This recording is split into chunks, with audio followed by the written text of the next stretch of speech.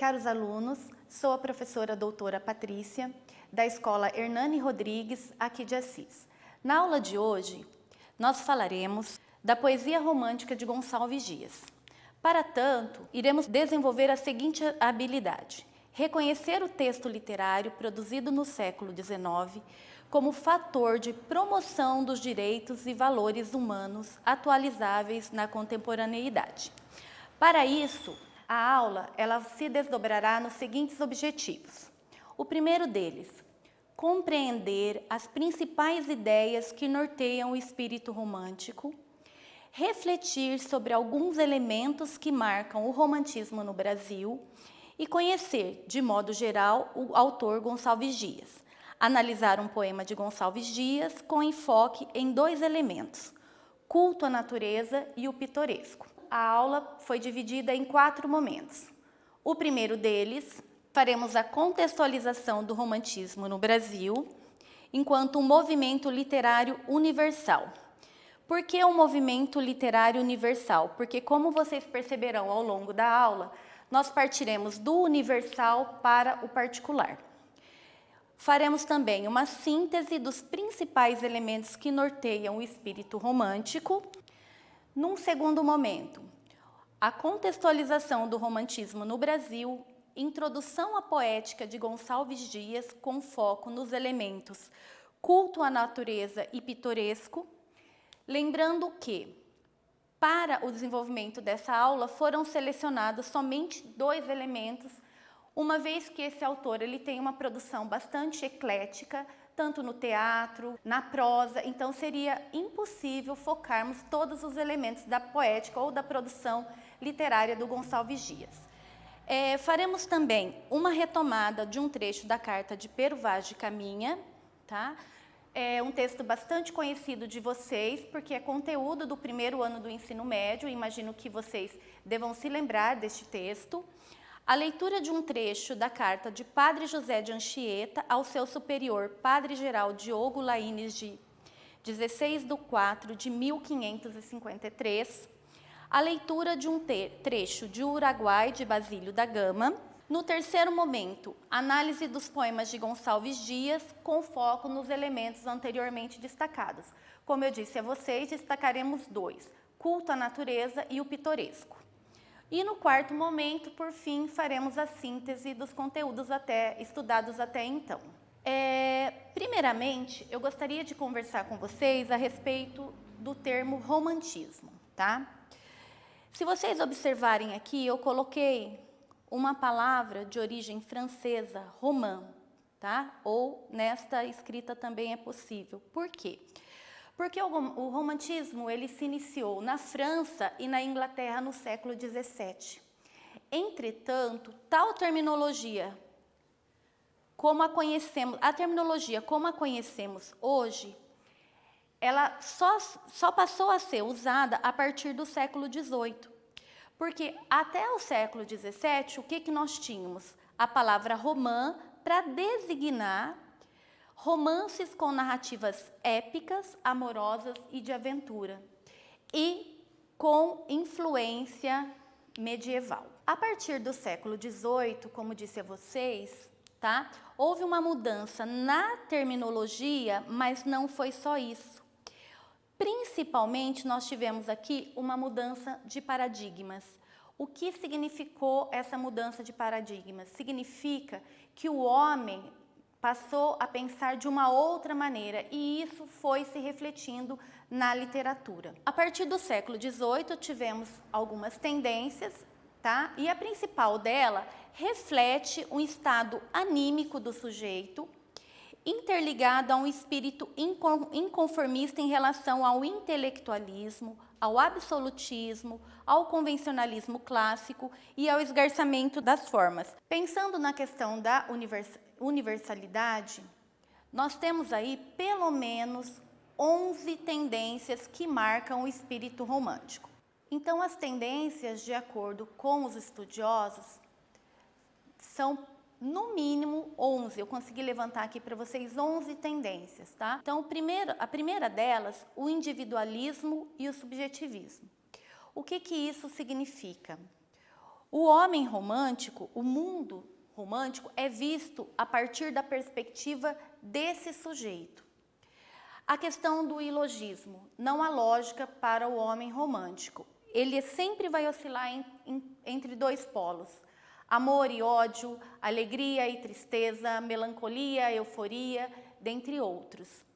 O senso de mistério, o mistério da vida, é uma grande temática, uma temática muito recorrente ao espírito romântico, seduz o homem romântico.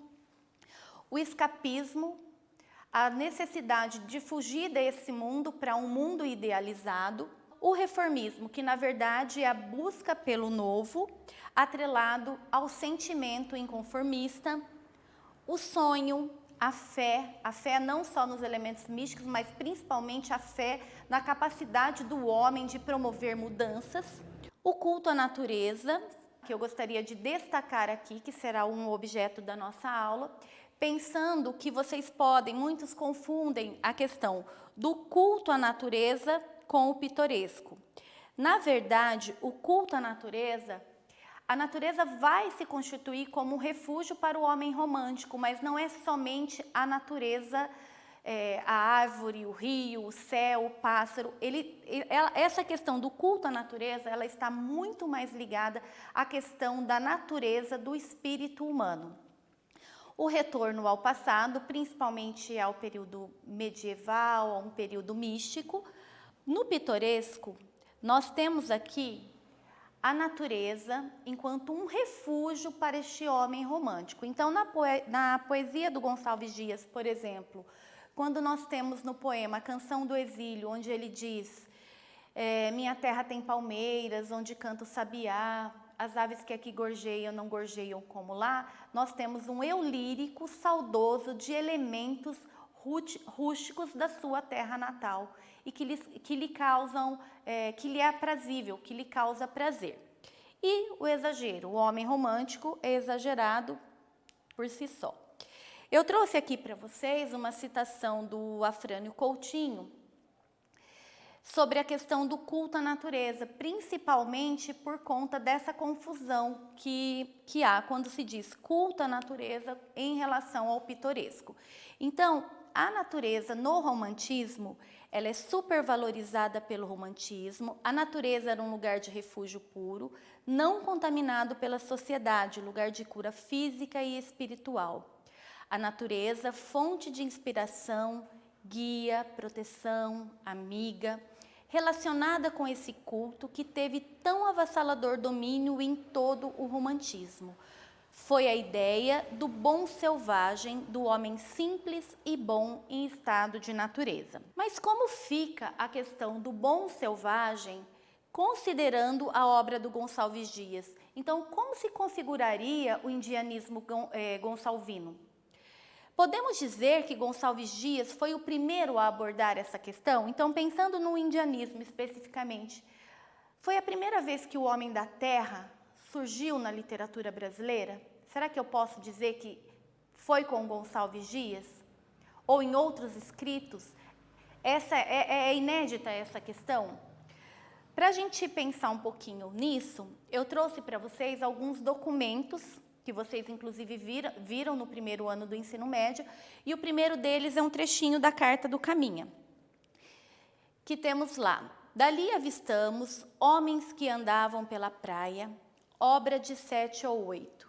Segundo disseram os navios pequenos por chegarem primeiro. A feição deles é de serem pardos, maneira de avermelhados, de bons rostos e bons narizes bem feitos.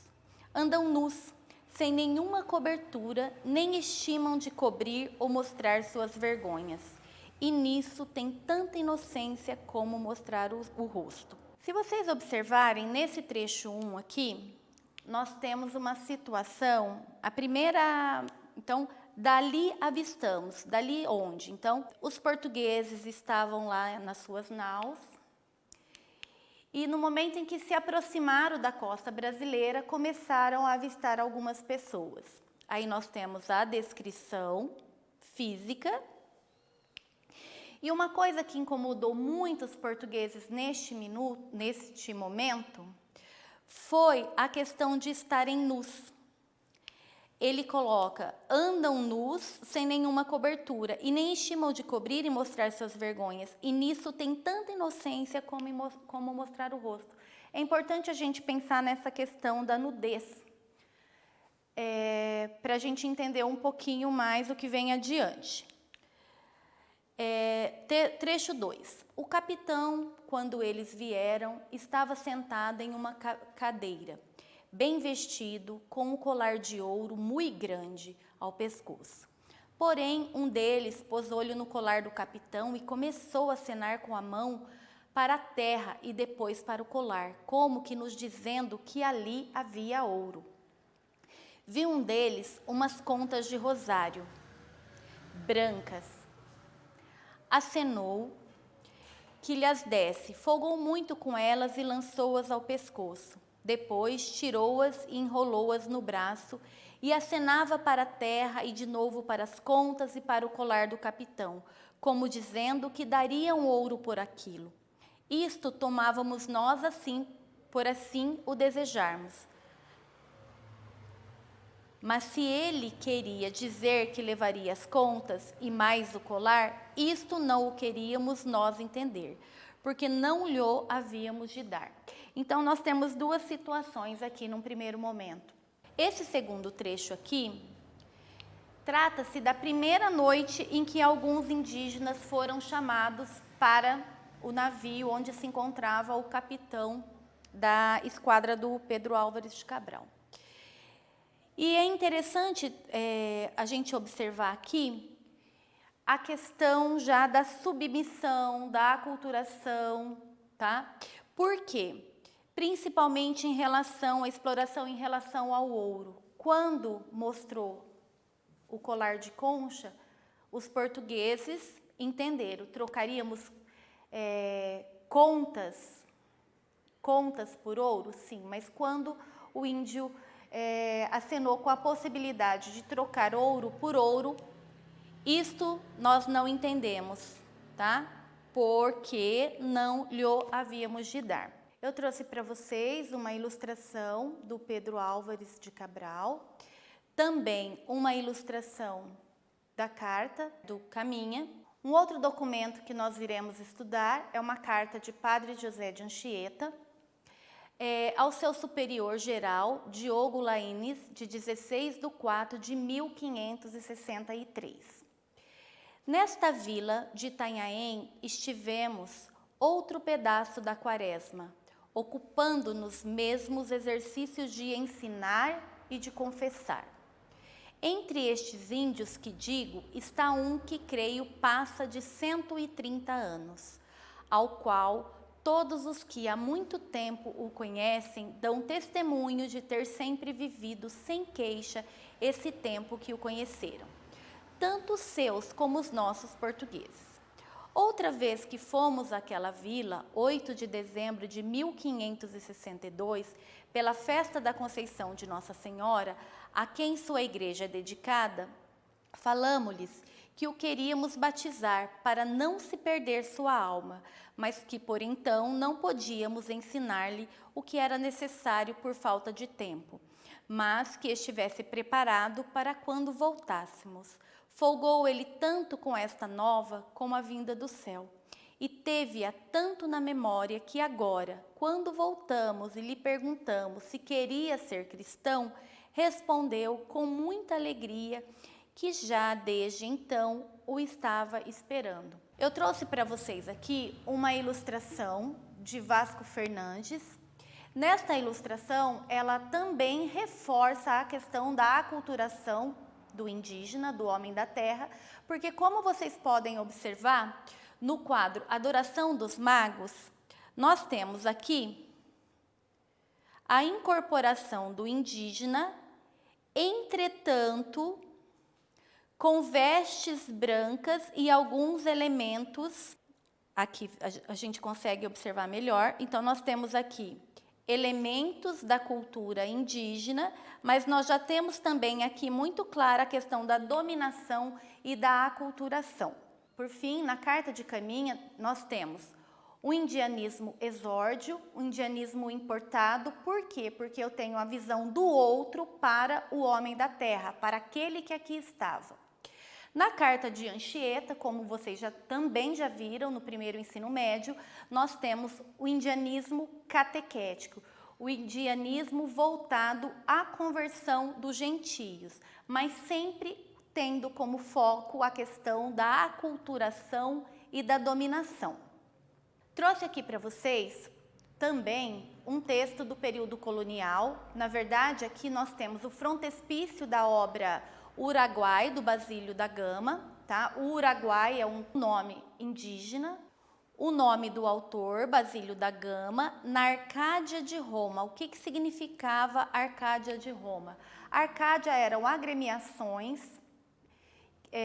que ocorriam em Portugal, onde os intelectuais daquela época eles se reuniam para discutir textos, para escrever, para ler um para os outros.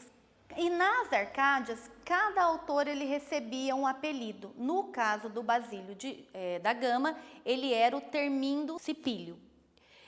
Interessante observar também a questão da dedicatória, ou seja, ao ilustríssimo, excelentíssimo senhor Francisco Xavier de Mendonça Furtado, que era, na ocasião, o secretário de Estado. Temos também aqui este brasão, que, embora não esteja muito legível, mas é interessante a gente observar essa questão. É um brasão da família do Conde de Oeiras, o futuro Marquês de Pombal. E uma outra coisa importante para a gente observar nesse frontispício é a questão da impressão. Ele foi impresso na Régia Oficina Tipográfica de Lisboa. O que isso significa? Que nós tínhamos um brasileiro morando em Portugal, trazendo já num primeiro momento a questão do índio, porque neste poema nós teremos o índio, nós teremos a natureza. Erroneamente esse poema é lido como indianista, mas na verdade nós não temos nada disso. Nós vamos ter um poema laudatório, um poema dedicado a imortalizar o nome do Marquês de Pombal. Então, no Uruguai do Basílio da Gama, nós temos o seguinte: de acordo com a tradição romântica, nós vamos ter a fuga para a natureza, a idealização da paisagem e a idealização do indígena. Entretanto, estes três elementos, eles estão consoantes aos aspectos universais do romantismo europeu e não do romantismo no Brasil. Por que isso? Nós temos um jovem escritor sendo patrocinado pelo Marquês de Pombal, que neste momento funcionava como um mecenas, ou seja, um patrocinador das artes, porque ele amava literatura, porque ele amava música? Não. Porque, na verdade, ele queria se consolidar, ele queria ter o nome imortalizado na história de Portugal em todas as áreas. Por isso que havia esta prática do mecenato. Então, se nós observarmos um texto já produzido por um brasileiro, em que aparece elementos nacionais, aparece o índio, aparece a floresta, mas, na verdade, o índio ele vai atuar como o antagonista e não como um protagonista aqui desta obra.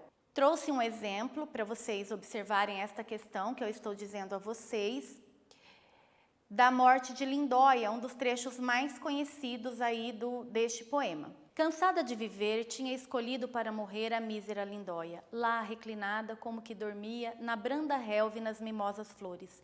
Tinha a face na mão e a mão no tronco de um fúnebre cipreste que espalhava melancólica sombra, mas de perto descobrem que se enrola no seu corpo verde serpente e lhe passeia e cinge pescoço e braços e lhe lambe o seio. Então nós temos aqui a natureza apenas como um pano de fundo, como vocês vão observar mais adiante. Então, no Uruguai do Basílio da Gama, nós temos a seguinte organização. Nós temos o homem da terra, todavia, a relação colonizador e colonizado se mantém, assim como nós vimos na carta de Caminha, na carta do Anchieta, guardadas as devidas proporções. Pois o Uruguai ele é uma narrativa sobre os portugueses e a sua colônia, e não sobre os índios do Brasil.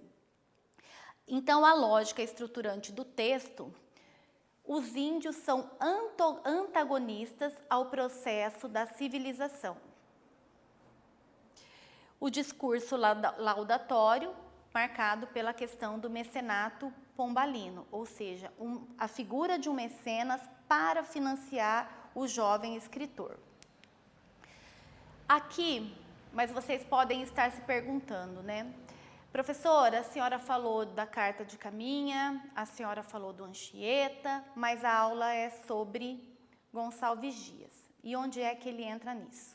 Então, pensando naqueles dois elementos que nós vamos abordar, o culto à natureza e o pitoresco, nós vamos olhar por que é que o Gonçalves Dias ele é considerado pela crítica literária como fundador do romantismo no Brasil.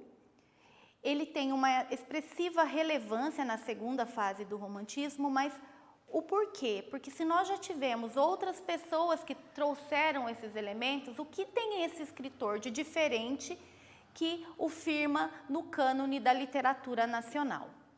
Então, de acordo com os estudiosos como Antônio Cândido, Silvio Romero, nós temos o Gonçalves Dias como consolidador do romantismo no Brasil, por conta da sua consciência artística. Mais do que o que dizer, nós vamos olhar mais adiante no como é que ele disse. Considerado, então, pelos críticos literários como um dos maiores nomes do romantismo, e ele possui uma vasta produção literária. Considerando o aspecto indianista abordado por Gonçalves Dias, haveria uma diferença entre a representação do indígena trazida por Gonçalves Dias, trazida por Basílio da Gama, trazida por Anchieta, trazida por Caminha? Então, por que será que o Gonçalves Dias ele é tido como um dos maiores representantes, principalmente no que concerne a questão da consciência literária, da consciência artística? Para exemplificar essa questão, eu trouxe aqui um poema, não vamos ler inteiro, eu fiz alguns recortes, mas que dá para elucidar aquilo que eu estou dizendo para vocês. O Canto do Piaga. Antes de fazer a leitura do poema, eu gostaria de dizer que Piaga é uma espécie de sábio, uma espécie de sacerdote para o indígena. Canto do Piaga. Ó guerreiros da taba sagrada, ó guerreiros da tribo Tupi, falam deuses nos cantos do Piaga, ó guerreiros, meus cantos ouvi. Esta noite era a lua já morta, a Anhangá me vedava sonhar. Eis na horrível caverna que habito, rouca voz começou-me a chamar. Abro os olhos inquieto, medroso, Manitôs, que prodígio que vi! Arde o pau de resina fumosa, não fui eu que o acendi. Eis rebenta meus pés um fantasma de imensa extensão. Liso crânio repousa a meu lado, feia cobra se enrosca no chão. O meu sangue gelou-se nas veias, todo inteiro, ossos, carnes tremi. Frio horror me coou pelos membros, frio vento no rosto senti. Era feio, medonho, tremendo, ó guerreiros, o espectro que vi. Falam deuses nos cantos do Piaga, ó guerreiros, meus cantos ouvi. Por que dormes, ó Piaga divino? Começou-me a visão a falar. Por que dormes? O sacro instrumento de persijar começa a vibrar. Tu não vistes nos céus um negrume, toda a face do sol ofuscar? Não ouviste a coruja de dia seus estrídulos torva soltar? Tu não vistes dos bosques a coma, sem aragem vergar-se a gemer, nem a lua de fogo entre nuvens, qual em vestes de sangue a nascer? E tu dormes, ó Piaga divino, e a Anhangá te proíbe sonhar. E tu dormes, ó Piaga, e não sabes, e não podes augúrios cantar?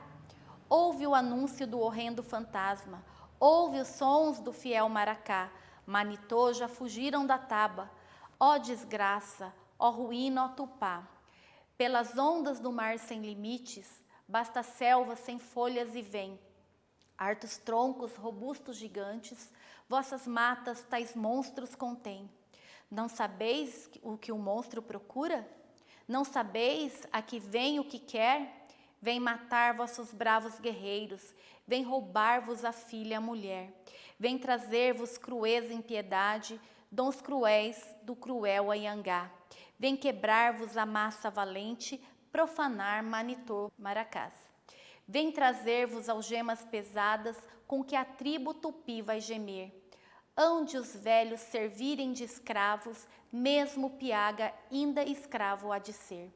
Fugireis procurando um asilo, triste asilo por ínvio sertão. Anhangá de prazer há de rir-se, vendo os vossos quão poucos serão. Vossos deuses, ó Piaga, conjura, sustas iras do fera Anhangá. Manitô já fugirão da taba, ó desgraça, ó ruína, ó Tupá. Pensando neste poema, há alguns elementos que nós precisamos considerar. Como eu disse para vocês, a figura do Piaga, que é uma espécie de sábio, e conforme nós sabemos, é comum nas aldeias indígenas que haja sempre aquele a quem as pessoas vão se consultar, então sempre um sábio da aldeia. Anhangá é uma espécie de espírito ruim. Manitôs são deuses indígenas, e o maracá, ele é um instrumento utilizado em cultos religiosos. Então, pensando nisso, nós temos no canto do Piaga a temática, é o choque entre os brancos e o índio. Porém, ao contrário do que nós vimos até agora, nós temos a visão daquele que é oprimido. Então, nós temos agora a voz do colonizado, daquele que sofre. Pensando nisso, considerando os elementos do romantismo, nós temos aqui a valorização da cor local, que nesse caso seria a tribo Tupi, e é uma recorrência muito grande na obra do Gonçalves Dias tratar de índios, de tribos e de povos da América do Sul. Então, temos também uma crítica ferrenha ao processo civilizatório e à aculturação como reflexo do espírito inconformista romântico. Então, pensando na temática trazida aqui no poema, O Canto do Piaga, nós temos a situação, o Piaga, uma espécie de sacerdote, de um sábio que é surpreendido por meio de um sonho, e a partir disso, nós teremos uma transformação. Então, eu tenho o estado onírico, né, no momento de sonho, prenúncios de notícias que abalarão tanto o destino da aldeia, daquela localidade, como daqueles que ali vivem. A exemplo disso, eu selecionei um trechinho aqui do poema para vocês. Tu não vistes nos céus o negrume, toda a face do céu ofuscar? Então, nós temos ao longo do poema elementos que vão sendo reiterados para confirmar esta ideia de negatividade em relação ao processo civilizatório. Por exemplo, sonho, realidade, noite, escuro, a lua que vai se cingir de sangue. Então, isso, de acordo com a retórica aristotélica, isso é uma espécie de amplificação, ou seja, uma reiteração de elementos para configurar e para instaurar esta questão da crítica ao processo civilizatório no Brasil. Bom, a comprovação, ela pode se dar, como eu já disse para vocês, por meio destes elementos que se opõem. Também a figura aqui da coruja estridente, que, como vocês sabem, a coruja ela é tida como um animal símbolo de mau agouro. Então, De acordo com a ótica trazida de Gonçalves Dias, como é que se apresenta o colonizador? Então, eu trouxe um trechinho do poema para ficar bem claro qual é o posicionamento do eu lírico em relação a essa questão. Então, o colonizador é tido como um monstro marinho horrendo. Então, quem foi das entranhas das águas, o marinho arcabouço arrancar, nossas terras demanda fareja, este monstro, o que vem cá buscar? E na próxima estrofe a gente tem aí a resposta do que ele vem buscar. Eu trouxe grifado para facilitar um pouquinho a nossa visualização. Então, ele vem roubar a filha, roubar a mulher, a questão da crueldade, da impiedade, pensando dons cruéis do cruel Anhangá. Então, pensando que é um espírito ruim, há também, de certo modo, um questionamento. Então, por que é que nós estamos sendo castigados? Vem quebrar-vos a massa valente, profanar manitos maracás. Aqui a gente tem bem forte também a questão da aculturação e da imposição de uma nova crença, porque se eu tenho uma profanação de uma cultura já existente em detrimento de uma outra sobreposta a mim, uma outra ideologia, nesse caso uma ideologia cristã, então a questão da profanação aqui. Então, pontos importantes. Destaca a violência do processo civilizatório. Então, matar guerreiros significava, de um certo modo, dizimar toda e qualquer forma de resistência. Nós temos a questão das mulheres sendo roubadas, da religiosidade, os manitôs, espécies de deuses indígenas, dos maracás. Então, tudo isso sendo desconsiderado em detrimento de uma nova cultura que que estava sendo imposta. Pensando aqui no final do poema, nós temos um tom de desolação. Nós temos, então, vossos deuses, ó Piaga, conjura, sustas iras do fera Anhangá, Manitô já fugiram da taba, ó desgraça, ó ruína, ó tupá. Então, para finalizar, nós temos, retomando aqui os pontos essenciais da aula em relação ao pitoresco, nós temos a questão do selvagem, como aquele ainda não corrompido pela civilização, e a civilização, como nós vimos no poema O Canto do Piaga, como algo pernicioso para este homem da terra. Então, como essa questão perpassou a nossa história literária? Quais as contribuições de Gonçalves Dias para a poesia romântica? Então, pensando em tudo que nós vimos até agora, nós podemos fazer meio que um retrospecto, um raio-x da seguinte maneira. Então, nós temos, num primeiro momento, um indianismo exórdico, ou seja, um indianismo importado, a partir da Carta de Achamento do Brasil, do Caminha, em que traz a superioridade do homem branco em relação ao nativo. O indianismo barroco, do padre de Anchieta, em que esta relação de superioridade entre colonizador e colonizado também se mantém. O indianismo arcádico, do Basílio da Gama, como vimos em Uruguai, num trechinho. O indígena, neste caso, ele é somente um pano de fundo, é como se fosse uma ilustração do poema, porque a questão maior não é falar da terra, não é falar do homem, e sim enaltecer o Marquês de Pombal via discurso laudatório, gênero demonstrativo. E de acordo com a crítica literária, nós temos, por fim, o indianismo gonçalvino como um indianismo autobiográfico. Viajasse pelo Rio Negro ou residisse em Paris, o índio residia dentro dele, em seu sentimento, na sua imaginação poética. Estava-lhe no corpo, alimentava-lhe a personalidade. Era uma força secreta em estado de legítima defesa. O seu índio, dos poemas líricos ou épicos, seria o índio mesmo, não o índio do cartão postal. Era o índio que havia nele, era o índio que ele conheceu desde menino e reconheceu no Rio Negro, que ele compreendeu e defendeu. Então, fazendo uma retrospectiva de tudo que a gente viu até agora, e eu tinha trazido para vocês um questionamento. Então, por que Gonçalves Dias ele foi tido pela crítica literária como um precursor, por conta justamente desta consciência literária, de dar voz ao excluído. Então, há uma lógica invertida na poética do Gonçalves Dias, mais do que o que dizer, porque o que os outros já haviam trazido. É o como dizer. Então, como é que o Gonçalves Dias foi trazendo essa questão de modo a nos fazer pensar sobre essa consciência literária que era muito latente na sua obra.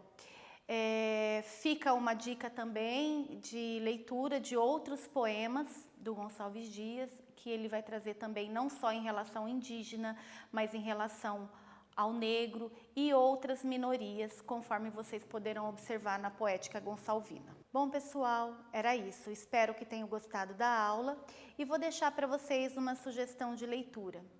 Este livro do Gonçalves Dias, que vocês podem encontrar ou nas salas de leitura ou nas bibliotecas aí das nossas escolas estaduais. Até a próxima!